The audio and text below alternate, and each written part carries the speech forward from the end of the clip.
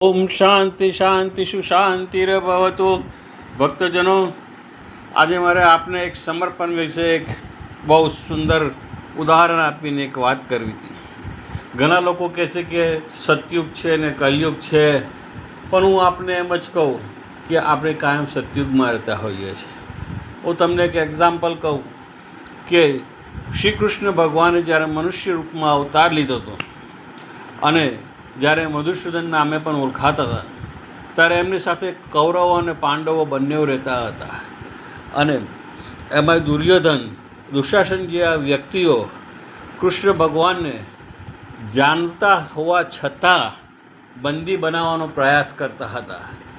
એટલે આપણે એમ કહીએ છીએ કે ભગવાન સાક્ષાત આવે તો આપણો ઉદ્ધાર થઈ જાય, પણ એમ નથી હોતું. ભગવાન માટે આપણે સમર્પણ કરવું પડતું હોય છે, ચાહે એ ગમે તે રૂપમાં હોય, ચાહે શિવલિંગના રૂપમાં હોય કે સાક્ષાત મનુષ્યના રૂપમાં હોય, કે આપણે સમર્પણ કરવા નથી માગતા. આપણે જ્યારે સાક્ષાત ભગવાન હોય છે ત્યારે એને સ્વીકારવા તૈયાર નથી હોતા. આ આપણી એક બહુ મોટી કમજોરી છે. જે વસ્તુ નથી, જે આપણને તકલીફ નથી આપતી, એટલા માટે આપણે એનો સ્વીકાર કરીએ છીએ, પણ એ વસ્તુ ખોટી છે.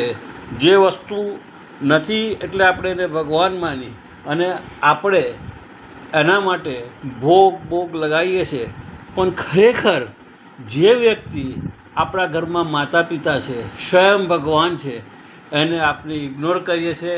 એને આપણે સમયે ખાવાનું પણ નથી હાલતા અને આપણે બધી વાતો કરીએ છીએ. એક દુશાસન અને દુર્યોધનનો જે સ્વયં ભગવાન હોવા છતાં બંદી બનાવવાનો મેં આપને પ્રસંગ કીધો, એના પરથી આપ ઘણું બધું સમજી શકો છો કે મધુસૂદન ચક્રવીર આપણી સાથે હોવા છતાં પણ આપણે સુધરતા નથી અને આપણે એમનો લાભ નથી લેતા. એટલે જ્યારે સ્વયં પ્રગટ થાય એ ઘણા બધા રૂપમાં હોય છે, એ આપણે જોવાનું આપણી નજર હોય છે. જય માતાજી.